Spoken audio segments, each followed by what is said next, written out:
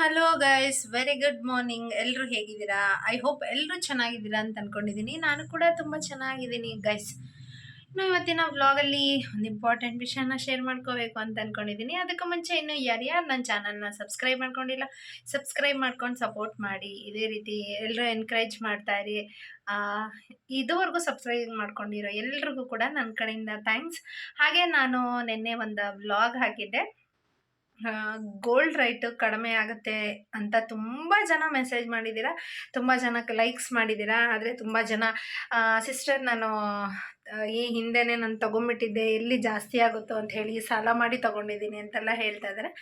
But ಏನೂ ಮಾಡೋದಕ್ಕಾಗಲ್ಲ. ನಾವು ಕೂಡ ಆಸೆ ಅಂತ ಬಂದಾಗ ಮನುಷ್ಯನಿಗೆ ಅದು ಯಾವ ರೀತಿ ಎಲ್ಲಿ ಇನ್ನೂ ಜಾಸ್ತಿ ಆಗಿಬಿಡುತ್ತೋ ಅಂತ ಟೆನ್ಷನ್ಗೋ ಅಥವಾ ಬೈಕೋ, ಇನ್ನು ನಾವು ಮರ್ತ್ಕೊಂಡ್ಬಿಡ್ಬೇಕು ಚಿನ್ನ ಅನ್ನೋ ಆಸೆಗೋ ಏನೋ ಒಂದು ಆಸೆ ಪಟ್ಟು ತೊಗೊಂಡ್ಬಿಟ್ಟಿದ್ದೀವಿ. ಬಟ್ ಅದ್ರ ಬಗ್ಗೆ ಕೊರಗೋದ್ರಿಂದ ಏನೂ ಪ್ರಯೋಜನ ಇಲ್ಲ. ಬಟ್ ನಾನು ಎಲ್ಲರಿಗೂ ಏನು ಹೇಳೋಕ್ಕೆ ಇಷ್ಟಪಡ್ತೀನಿ ಅಂದರೆ, ಖಂಡಿತ ನೀ ಚಿನ್ನ ಕಡಿಮೆ ಆಗುತ್ತೆ ಅಂತ ಯಾವ ಸೇಟು ಅಂಗಡಿಗಳಲ್ಲೂ ಹೇಳಲ್ಲ, ನಮಗೆ ಗೊತ್ತಿಲ್ಲ ಅಂತಲೇ ಹೇಳ್ತಾರೆ. ಬಟ್ ಕಡಿಮೆ ಆಗುತ್ತೆ ಸಿಸ್ಟರ್ಸ್, ಎಲ್ಲರೂ ತಾಳ್ಮೆಯಿಂದ ಕೈಕೊಂಡಿರಿ. ಹಾಗೆ ದುಡ್ಡನ್ನ ರೆಡಿ ಮಾಡಿಟ್ಕೊಂಡಿರಿ, ದುಡ್ಡನ್ನ ಕೂಡಿಡ್ತಾಯಿರಿ ಆದಷ್ಟು. ಸೊ ಚಿನ್ನ ಕಡಿಮೆ ಆಗಿದ ತಕ್ಷಣ ಏನಾದರೂ ಒಂದು ತೊಗೊಬೇಕು ಅನ್ನೋದು ಪ್ರತಿಯೊಬ್ಬರಿಗೂ ಆಸೆ ಇರುತ್ತೆ. ಸೊ ಹಾಗಾಗಿ ಸೇವ್ ಮಾಡ್ಕೊಳ್ಳಿ, ಚಿನ್ನ ಪರ್ಚೇಸ್ ಮಾಡ್ಕೊಳ್ಳಿ. ನಮ್ಮ ಕಷ್ಟಕ್ಕೆ ಯಾರು ಆಗ್ತಾರೋ ಇಲ್ವೋ ನಮಗೆ ಗೊತ್ತಿಲ್ಲ, ಬಟ್ ಚಿನ್ನ ಅಂತೂ ನಮ್ಮ ಕಷ್ಟಕ್ಕಾಗೇ ಆಗುತ್ತೆ ಅಂತ ಹೇಳ್ತಾ welcome back to Lakshmi Lokesh YouTube channel guys. So ಇವಾಗ ಆ್ಯಕ್ಚುಲಿ ಟೈಮ್ ಬಂದು 9 ಗಂಟೆ ಆಗಿದೆ. ಈಗ ಇನ್ನೇನೋ ಪುರೋಹಿತರ ಮನೆಗೂ ಕೂಡ ಹೋಗಬೇಕು. ಯಾಕಪ್ಪ ಅಂತ ಹೇಳಿದ್ರೆ ಇನ್ವಿಟೇಷನ್ ಕಾರ್ಡ್ ಮ್ಯಾಟರ್ಸ್ನ ಬರ್ಸ್ಕೊಂಬರೋದಕ್ಕೆ ಹೋಗ್ತಾ ಇದ್ದೀನಿ. ಲೋಕಿನೂ ಕೂಡ ಇನ್ನೊಂದು 5 ನಿಮಿಷ ಬರ್ತೀನಿ ಅಂತ ಹೇಳಿದ್ದಾನೆ. ಬೆಳಗ್ಗೆನೇ ಎದ್ದು ಶುಂಠಿ ಹೊಲಕ್ಕೆ ನೀರು ಬಿಡೋಕ್ಕೆ ಹೋಗಿದ್ದ. ಸೊ ಈಗ ಬರ್ತೀನಿ ಅಂತ ಹೇಳಿದ್ದಾನೆ. ಅವ್ನು ಬಂದ ತಕ್ಷಣ ಹೊರಡಬೇಕು. ನನ್ನ ಆಲ್ಮೋಸ್ಟ್ ಈಚೆ ಬಂದಿರು ಅಂತ ಹೇಳಿದ್ದಾರೆ. ಸೊ ಈಗ ಹೋಗ್ತೀನಿ. ಅಲ್ಲಿ ಹೋದ್ಮೇಲೆ ಪುರೋಹಿತರು ಏನೇನು ಬರ್ಕೊಂಬಂದು ಕೊಟ್ಟರು, ಯಾವ ಥರ ಮ್ಯಾಟ್ರ್ ಬರ್ಸ್ಕೊಟ್ಟು, ಯಾರ ಹೆಸರೆಲ್ಲ ಹಾಕ್ಸಿದ್ದೀನಿ, ನನಗೆ ಯಾರ್ಯಾರು ಆಗಿದ್ದಾರೆ, ಸೊ ಈ ಥರದ್ದೊಂದಷ್ಟು ಮ್ಯಾಟ್ರನ್ನ ಅದರಲ್ಲಿ ಬರ್ಸ್ಕೊಂಡು ಬರ್ತೀನಿ. ಸೊ ಬನ್ನಿ ಪುರೋಹಿತರ ಮನೆಗೆ ಹೋಗೋಣ, ಏನು ಹೇಳ್ತಾರೆ ಅಲ್ಲಿಂದ ಕೇಳ್ಕೊಂಬರೋಣ. ಇನ್ನು ನಾವು ಹೋಗೋಷ್ಟರಲ್ಲೇ ಅಂಕಲ್ ಆ್ಯಕ್ಚುಲಿ ನಮಗೋಸ್ಕರನೇ ಕಾಯ್ತಾಯಿದ್ರು. ನಮ್ಮನ್ನು ಕೂಡ ಮ್ಯಾಟ್ರೆಲ್ಲ ಕೇಳಿಕೊಂಡು, ಸೊ ಅವ್ರಿಗೆ ಪೂಜೆ ಸಾಮಾನಿಗೆ ಏನೇನು ಕೊಡಬೇಕು ಅದೆಲ್ಲ ಬರ್ಕೊಂಡು ಕೂತಿದ್ರು. ಯಾಕೆಂತ ಹೇಳಿದ್ರೆ ಮತ್ತೆ ಆಗಲ್ವಲ್ಲ. ಸೊ ಇನ್ನೊಂದು 20 ದಿವಸ ಇರೋದ್ರಿಂದ ನಾವು ಕೂಡ ಬ್ಯುಸಿ ಆಗಿಬಿಡ್ತೀವಿ. ಹಾಗಾಗಿ ಎಲ್ಲ ಅವರೇ ಬರೆದು ರೆಡಿ ಮಾಡಿ ಇಡ್ತಾಯಿದ್ರು. ಇನ್ನು ಅಂಕಲ್ ಆ್ಯಕ್ಚುಲಿ ನಮ್ಮಿಬ್ಬರ ಹೆಸರು ಲಕ್ಷ್ಮಿ ಲೋಕೇಶ್, ನನ್ನ ಮಕ್ಕಳ ಹೆಸರು ರಿತಿಕ್ಷಾ ಋತ್ವಿಕ್. ಗಂಡ ಹೆಂಡತಿ ಇಬ್ಬರು ಲಾಯಿಂದ ಸ್ಟಾರ್ಟ್ ಆಗುತ್ತೆ, ಮಕ್ಕಳ ಹೆಸರು ರಾಯಿಂದ ಸ್ಟಾರ್ಟ್ ಆಗುತ್ತೆ. ಚೆನ್ನಾಗಿದೆ ನಿಮ್ಮ ಕಾಂಬಿನೇಷನ್ನು ಅಂತ ಹೇಳಿ ರೇಗಿಸ್ತಾಯಿದ್ರು. ಹೌದು ಅಂಕಲ್ ಅಂತೆಲ್ಲ ಕೇಳಿಕೊಂಡು, ಇನ್ನು ಮನೆ ಹೆಸರೆಲ್ಲ ಏನು ಇಡ್ತೀರಾ ಅಂತ ಅವರು ಕೇಳಿದ್ರು. ಅವ್ರಿಗೂ ಹೇಳಾದ್ಮೇಲೆ ಅಂಕಲ್ ಒಂದು ಮಾತು ಹೇಳ್ತಾಯಿದ್ರು, ಲಕ್ಷ್ಮಿ ಲೋಕೇಶ್ ಅನ್ನೋದು ಮತ್ತು ರಿತಿಕ್ಷಾ ಋತ್ವಿಕ್ ಅನ್ನೋದು ಈ ಥರ ಹೆಸರೆಲ್ಲ ಆ್ಯಕ್ಚುಲಿ ತುಂಬ ರೇರಾಗೆ ಮನೇಲಿ ಜೋಡಿಯಾಗಿ ಜಾಯಿಂಟ್ ಆಗೋದು ಅಥವಾ ಜೋಡಿಯಾಗಿ ಸಿಗೋದು. ಈ ಥರ ಒಂದೇ ಮನೆಯವರು ಒಂದೇ ಹೆಸರಲ್ಲಿರೋರು ಗಂಡ ಹೆಂಡತಿ ಮತ್ತು ಅಕ್ಕ ತಮ್ಮ, ಇವರು ನಿಜವಾಗ್ಲೂ ಚೆನ್ನಾಗಿರುತ್ತೆ. ನಿಮ್ಮ ಫ್ಯಾಮಿಲಿ ನೋಡ್ಕೊಳ್ಳಿ, ಬೇಕಾದರೆ ಯಾವುದೇ ರೀತಿ ಏನೂ ಆಗಲ್ಲ, ಚೆನ್ನಾಗಿರ್ತೀರ ಅಂತ ಹೇಳಿದ್ರು. ಆ ಮಾತು ಕೇಳಿ ನನಗಂತೂ ತುಂಬಾ ಖುಷಿ ಆಯಿತು. ಇನ್ನು ಅಲ್ಲಿಂದ ಮನೆಗೆ ಬಂದ್ವಿ ಗೈಸ್. ನೋಡಿದ್ರಲ್ಲ, ಈಗಷ್ಟೇ ಆ್ಯಕ್ಚುಲಿ ಪುರೋಹಿತರ ಮನೆಗೆ ಹೋಗಿ ಬಂದ್ವಿ. ಅವ್ರ ಮನೆಗೆ ಹೋದಾಗ ಆಲ್ಮೋಸ್ಟ್ ನಾವು 9:15, ಈಗ ಟೈಮ್ ಬಂದು 10:30.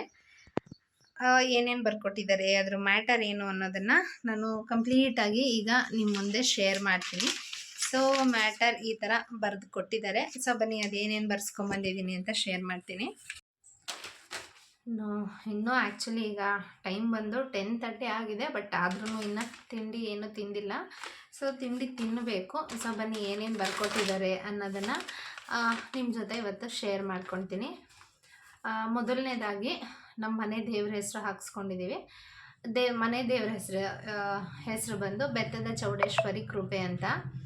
ಆಮೇಲೆ ಗ್ರಾಮ ದೇವತೆ ಹೆಸರು ಕೊಲ್ಲಾಪುರದಮ್ಮ ದೇವಿ ಕೃಪೆ ಅಂತ. ಯಾಕೆಂತ ಹೇಳಿದ್ರೆ ಮನೆ ದೇವ್ರು ಅದಾಗಿದ್ರು ಸೊ ನಾವು ಯಾವ ಗ್ರಾಮದಲ್ಲಿ ವಾಸಿಸ್ತೀವೋ ಆ ಗ್ರಾಮ ದೇವತೆ ಹೆಸರು ಇರಬೇಕು ಅನ್ನೋ ಉದ್ದೇಶದಿಂದ ಕೊಲ್ಲಾಪುರದಮ್ಮ ದೇವಿ ಅಂತ ಹಾಕಿಸ್ಕೊಂಡಿದ್ದೀನಿ. ಇನ್ನು ನಮ್ಮ ತಂದೆ ತಾಯಿ ಹೆಸರು ಶ್ರೀಮತಿ ಅಕ್ಕಯ್ಯಮ್ಮ ಮತ್ತು ಶಾಮಣ್ಣನವರು, ಬೆಂಗಳೂರು. ಅಮ್ಮ ಇದಕ್ಕೆ ತುಂಬಾ ಎಫರ್ಟ್ ಹಾಕಿದ್ದಾರೆ. ಸೊ ಹಾಗಾಗಿ ಅಮ್ಮನ ಹೆಸರನ್ನು ಕೂಡ ಹಾಕಿಸ್ಕೊಂಡಿದ್ದೀನಿ. ನೆಕ್ಸ್ಟ್ ಗಂಗಮ್ಮ ಮತ್ತು ವೆಂಕಟಬೋವಿ, ಮಂಗಳಾಪುರ, ಗಂಡಸಿ. ಇದು ಬಂದು ಅತ್ತೆ ಮಾವನ ಹೆಸರು. ಇನ್ನು ಇವರು ಮಾಡುವ ವಿಜ್ಞಾಪನೆಗಳು. ಸ್ವಸ್ತಿ ಶ್ರೀ ಅಂತ ಹೇಳಿದ್ರೆ, ಸ್ವಸ್ತಿ ಶ್ರೀ ಅಂತ ಹೇಳಿದ್ರೆ ಏನಪ್ಪಾ ಅಂದರೆ, ನಮ್ಮನೆ ಗೃಹ ಪ್ರವೇಶ ಬಸವನ ಜಯಂತಿ ಇರೋದ್ರಿಂದ ಅದನ್ನು ಹಾಕಿಸ್ಲೇಬೇಕು ಅಂತ ಸ್ಪೆಷಲ್ ಆಗಿ ಪುರೋಹಿತರು ಮೆನ್ಷನ್ ಮಾಡಿ ಹೇಳಿದ್ದಾರೆ. ಅದನ್ನು ಹಾಕಿಸ್ಕೊಳ್ಳಿ. ಕೆಲವ್ರು ಏನು ಮಾಡ್ತಾರೆ, ಸ್ವಸ್ತಿ ಶ್ರೀ ಅನ್ನೋದನ್ನ ತೆಗೆದು ಬಿಡ್ತಾರೆ. ಅದನ್ನು ತೆಗಿಬೇಡಿ, ಅದು ಗೃಹ ಪ್ರವೇಶಕ್ಕೆ ಒಳ್ಳೆ ದಿನ ಮತ್ತು ಒಳ್ಳೆ ಲಗ್ನ ಇರೋದ್ರಿಂದ ಅದು ಕೆಲವರಿಗೆ ಗೊತ್ತಾಗುತ್ತೆ, ನಮ್ಮಂಥವ್ರಿಗೆ ಗೊತ್ತಾಗೋದಿಲ್ಲ. ಬಟ್ ಯಾರೇ ಬ್ರಾಹ್ಮಿಣ್ಸ್ ನೋಡಿದ್ರು ಬಸವನ ಜಯಂತಿ ದಿನ ಅನ್ನೋದು ಅವ್ರಿಗೆ ಕ್ಲಿಯರ್ ಆಗಿ ಗೊತ್ತಾಗುತ್ತೆ. ಅದನ್ನು ಮೆನ್ಷನ್ ಮಾಡಿ ಅಂತ ಹೇಳಿದ್ದಾರೆ. ಸೊ ಹಾಗಾಗಿ ಸ್ವಸ್ತಿ ಶ್ರೀ ವಿಜಯ ಬುಧೆಯ ಶಾಲಿ ವಾಹನ ಕ್ರಿಸ್ತ ಶಕ 1948 ಶ್ರೀ ಪ್ರಾರಂಭವ ನಮ ಸಂವತ್ಸರದಲ್ಲೇ ಯಥಾರಾಯೇಶ್ವರ ವತ್ಸಹ ಕೃತೆ ಅಂತ ಹಾಕಿದ್ದಾರೆ. ವೈಶಾಖ ಮಾಸ ಶುಕ್ಲಪಾಶ ಪಕ್ಷ 24/2026 ಸೋಮವಾರ ಅಕ್ಷಯ ತೃತೀಯ ಬೆಳಗ್ಗೆ 5ರಿಂದ ಸಂಜೆ 6 ಗಂಟೆ ಒಳಗೆ ಸಲ್ಲುವ ಶುಭ ಬ್ರಾಹ್ಮಿ ಲಗ್ನದಲ್ಲಿ ಶ್ರೀಮತಿ ಎಸ್ ಲಕ್ಷ್ಮಿ ಮತ್ತು ಲೋಕೇಶ್ವಿ ಇವರು ಗಂಡಸಿಯಲ್ಲಿ ನೂತನವಾಗಿ ಕಟ್ಟಿಸಿರುವ ಶ್ರೀ ಲಕ್ಷ್ಮೀ ನಿಲಯದ ನೂತನ ಗೃಹ ಪ್ರವೇಶವನ್ನು ನೆರವೇರಿಸಲು ಗುರು ಹಿರಿಯರ ಆಶೀರ್ವಾದದೊಂದಿಗೆ ಕುಟುಂಬ ಸಮೇತರಾಗಿ ಆಗಮಿಸಿ ಆಶೀರ್ವಾದಿಸಬೇಕಾಗಿ ಕೋರುವ. ಸೊ ನೋಡಿದ್ರಲ್ಲ, ನಮ್ಮನೆ ಹೆಸರು ಕೂಡ ಶ್ರೀ ಲಕ್ಷ್ಮೀ ನಿಲಯ ಅಂತಲೇ ಹಾಕಿಸ್ಕೊಂಡಿದ್ದೀನಿ.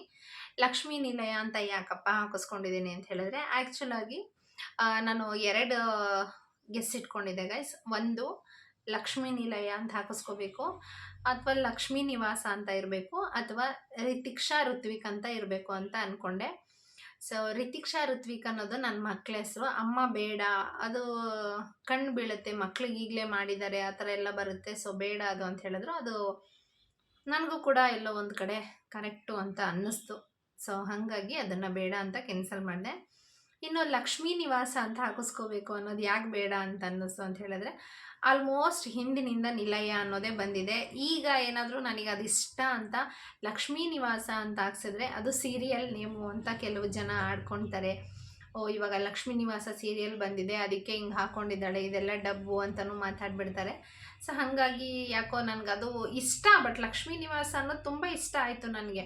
ಬಟ್ ಈ ಥರ ಒಂದು ಮಾತು ಬರುತ್ತೆ ಅಂತ ಹೇಳಿದಾಗ ಅದು ಬೇಡ ಅಂತ ಅನ್ನಿಸ್ತು ನನಗೆ. ಹಾಗಾಗಿ ಲಕ್ಷ್ಮೀ ನಿವಾಸ ತೆಗೆಸ್ಬಿಟ್ಟು ಲಕ್ಷ್ಮೀ ನಿಲಯ ಅಂತ ಹಾಕಿಸ್ಕೊಂಡಿದ್ದೀನಿ. ಇನ್ನು ಇಂತಿ ತಮ್ಮ ಆಗಮನಾಕ್ಷಿಗಳು ಶ್ರೀಮತಿ ಎಸ್ ಲಕ್ಷ್ಮಿ ವಿ ಲೋಕೇಶ್, ಕುಮಾರಿ ರಿತಿಕ್ಷಾ, ಚಿರಂಜೀವಿ ಋತ್ವಿಕ್. ಕುಮಾರಿ ರಿತಿಕ್ಷಾ ಅನ್ನೋದು ನನ್ನ ಮಗಳ ಹೆಸರು, ಚಿರಂಜೀವಿ ಋತ್ವಿಕ್ ಅನ್ನೋದು ನನ್ನ ಮಗನ ಹೆಸರು. ಮಕ್ಕಳ ಹೆಸರು ಇರಬೇಕು ಅಂತ ಅವರೇ ಹೇಳಿದರು. ಆ್ಯಕ್ಚುಲಿ ನಾನು ಅದನ್ನು ಹಾಕ್ಸಿರ್ಲಿಲ್ಲ, ಅದು ಬರಲೇಬೇಕು ಅಂತ ಹೇಳಿದ್ರು. ಸೊ ಹಾಗಾಗಿ ಅದನ್ನು ಹಾಕ್ಸಿದ್ದೀನಿ. ಇನ್ನು ಇಂತಿ ಸುಖಾಗಮನ ಬಯಸುವವರು ಅಣ್ಣ ತಮ್ಮಂದಿರು, ಅಕ್ಕ ಭಾವಂದಿರು, ಅಕ್ಕ ತಂಗಿಯರು, ಗುರು ಹಿರಿಯರು, ಬಂಧು ಮಿತ್ರರು. ಸೊ ಅಕ್ಕ ತಂಗಿಯರು ಅಂತ ಹೇಳಿದ್ರೆ ನನ್ನ ಅಕ್ಕ ತಂಗಿಯರು, ಅಕ್ಕ ಭಾವಂದಿರು ಅಂದರೆ ನನ್ನ ಅಕ್ಕ ನನ್ನ ಭಾವಂದಿರು. ಇನ್ನು ಬಂಧು ಮಿತ್ರರು ಅಂತ ಹೇಳಿದ್ರೆ ಎಲ್ಲರದ್ದು ಹಾಕ್ಸೋಕ್ಕಾಗಲ್ಲ, ಒಬ್ರದ್ದು ಹಾಕಿಸಿದ್ರು ಇನ್ ಕೇಸ್ ನಾನು ಒಬ್ರದ್ದು ಮರ್ತೋದ್ರೂ ಕೂಡ ಫ್ಯಾಮಿಲಿಯಲ್ಲಿ ಮಿಸ್ಅಂಡರ್ಸ್ಟ್ಯಾಂಡಿಂಗ್ ಆಗಿಬಿಡುತ್ತೆ. ಸೊ ಹಾಗಾಗಿ ಬಂಧು ಮಿತ್ರರು ಅಂತ ಹಾಕಿಸ್ಬಿಟ್ಟಿದ್ದೀನಿ. ಯಾವುದೋ ಒಬ್ರದ್ದು ಹಾಕಿಸ್ದೆ, ನಮ್ಮ ಚಿಕ್ಕಮ್ಮ ಅಂತ ಹಾಕಿಸ್ದೆ, ಒಬ್ಬರು ಚಿಕ್ಕಮ್ಮಂದು ಹಾಕ್ಸಿಲ್ಲ ಅಂದರೆ ಇನ್ನೊಬ್ರು ಚಿಕ್ಕಮ್ಮಂಗೆ ಬೇಜಾರು, ದೊಡ್ಡಮ್ಮಂದು ಹಾಕ್ಸಿದ್ರೆ ದೊಡ್ಡಮ್ಮಂದು ಹಾಕ್ಸಿಲ್ಲ ಒಬ್ರದ್ದು ಮರ್ತೋದ್ರೆ. ಆಮೇಲೆ ಇನ್ನೊಂದೇನು ಅಂದರೆ ಇಡೀ ಎಂಟೈರ್ ಫ್ಯಾಮಿಲಿ ಹೆಸರನ್ನ ಕಾರ್ಡಲ್ಲಿ ಹಾಕ್ಸೋಕ್ಕಾಗಲ್ಲ. ಕೆಲವೊಂದ್ಸಲಿ ಏನಾಗುತ್ತೆ ಅಂತ ಹೇಳಿದ್ರೆ, ನಾವು ಗೊತ್ತೋ ಗೊತ್ತಿಲ್ಲದೇನೋ ಒಬ್ಬರ ಹೆಸರು ಮರ್ತೋದ್ರೂ ಫ್ಯಾಮಿಲಿಲಿ ಅದು ರಿಮಾರ್ಕ್ ಆಗಿಬಿಡುತ್ತೆ.